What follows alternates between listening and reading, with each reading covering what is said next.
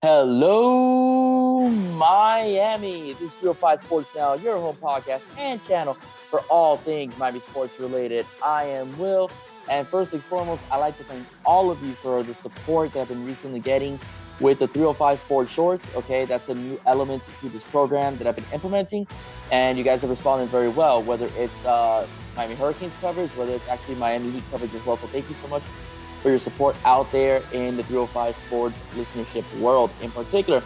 And just as promised, I told you guys I would give you guys more Miami Heat coverage, and I've been doing that with the sports shorts and also with a uh, tentative weekly broadcast in particular. That doesn't mean I'm going to stop on the Canes stuff and Dolphins stuff. Okay, there's a lot of Canes news that I do want to go over. I'm gonna wait on the hiring of the DN since I kind of mentioned in the sports shorts.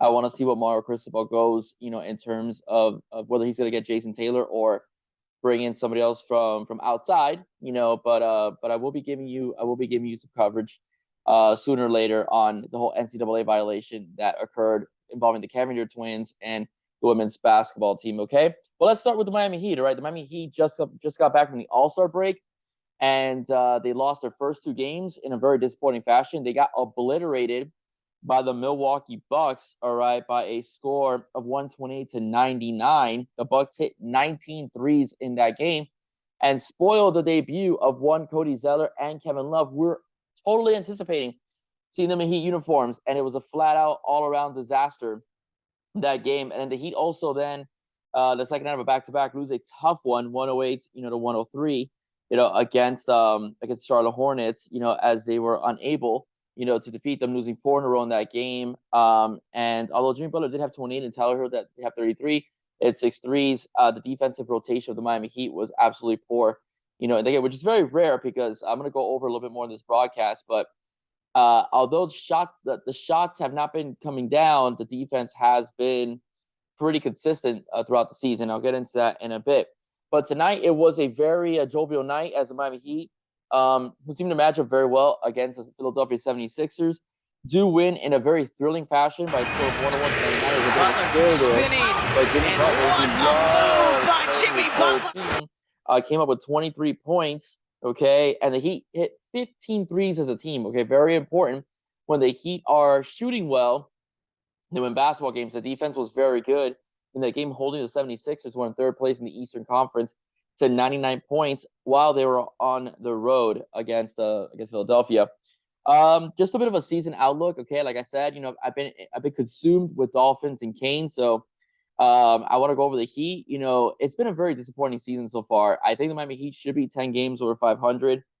But I do believe that with injuries and the transition, very slight, but the transition of the roster, it's been a bit of a difficult exchange for this basketball team. Jimmy's going to be Jimmy, but Jimmy's missed some time. Okay, Bam's missed some time. Tyler Herro's missed some time. Kyle Lowry's on a milk carton. Let's be honest with you. Okay, Kyle Lowry has been, as far as on-field play, on-court play goes, he's been a bit of a disappointment. Before he went out with his injury, he was not playing in the fourth quarter of games, for this basketball team. Hasn't lived up, to what we expected him to be, throughout the season. And that really just hurt. All right. They really just hurt this basketball team. And the team is suffering, because of it. The acquisition of Cody Zeller, although Cody Zeller has been played very well since he's been here. And Kevin Love, rebounding, the shot hasn't been quite there. It was in the second game, not so much against the 76ers or even the Bucks. I do think that there's going to be some time in terms of how they're going to fit in the rotation. All right. They are going to be providing some much needed help in the rebounding department. Okay. As far as helping Bam Adebayo grab those rebounds. But I do believe that, that's something that Coach Spoelstra is going to have to essentially, come up with. Moving forward, the Heat, it all depends on them. They although it's been an up and down season, they have been able to beat really good basketball teams. They've beaten Boston this year. They've just recently, like I mentioned, beat Philadelphia. They've beaten the Golden State Warriors this year, with Steph Curry and Klay Thompson and so on. So they are capable of winning against tough teams. All right. They have beaten winners. It's just that sometimes they lose to teams they shouldn't lose to. Okay.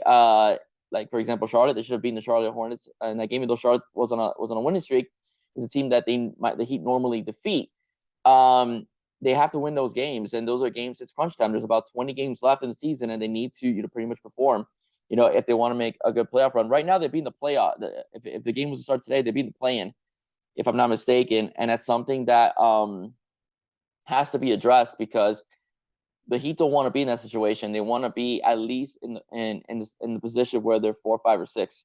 All right, avoiding that play-in round because you never know what could happen in that particular sequence in the National Basketball Association. So just a little bit about that. One of the things I do believe is the difference between last year and this year, again, is the fact that shots went in last year and this year they're not. Guys like Max Strus, who was an absolute beast, making threes, not the same percentage. Okay, Caleb Martin, another guy that was a beast shooting threes last year, at one point had the highest percentage of the team in about 20 games last season. It's not falling down this year. I also think that having Tyler Hero, in the starting lineup, although he is making starters money now and he is capable of starting, I do believe having him as a 6th man last year was an asset because he was averaging 25 points coming off the bench, and the Miami Heat have to replace those 25 points coming off the bench this season, and it just hasn't happened. All right, Tyler Hero he could be streaky at times, but he's pretty consistent when it comes to his scoring prowess. But I do believe, when he was coming off the bench, he was quite effective, playing against other teams' twos because he was just so dominating because he is, again, worthy of being a starter. So that's something that did hurt. I do also believe losing PJ Tucker was a bit more monumental than was spoken about in the offseason. PJ Tucker, not the flashiest guy in the world, but he does get you the dirty rebounds. He takes charges, and he can get in the lane if he has to, and he can score under the basket. And occasionally, underrated, he had that corner three. He could occasionally hit that corner three, and that's something that the Heat are missing.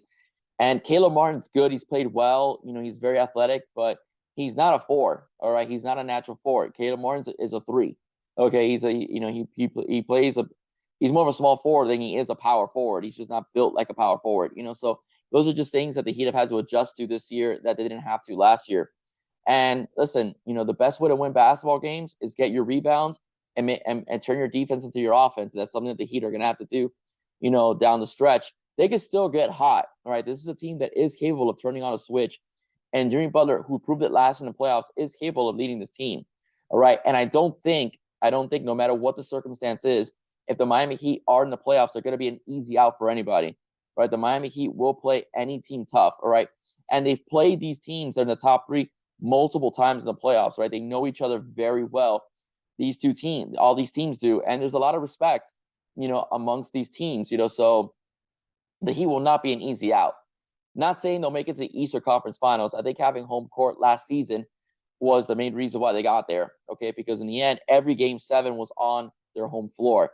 All right, was in Dade County, not anywhere else. Okay, every Game 7, if there needed to be one, but not this year. Okay, this year the Miami Heat are going to have to be scrappy, a lot more scrappy, and if they want to make a better playoff run. Okay, all right, ladies and gentlemen, I hope you like what you heard. If you did, please don't forget to like, share, and subscribe to 305 Sports Now. Once again, I am Will. Stay safe. God bless. See you soon, and go Heat.